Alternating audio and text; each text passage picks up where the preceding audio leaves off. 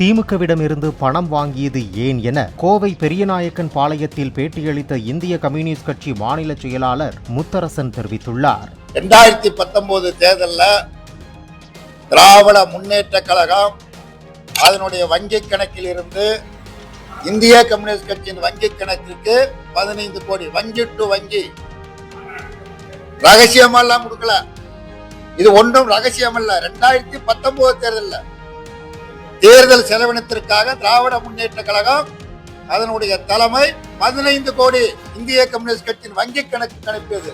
இது என்ன பகிரங்கம்? என்னமோ இவர் கண்டுபிடிச்சது மாதிரி சொல்றாரு.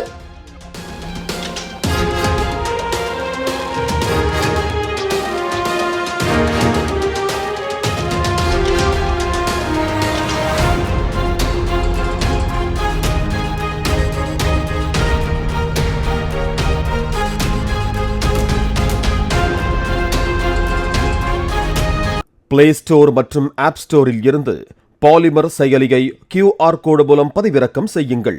செய்திகளை உடனுக்குடன் பெறுங்கள்.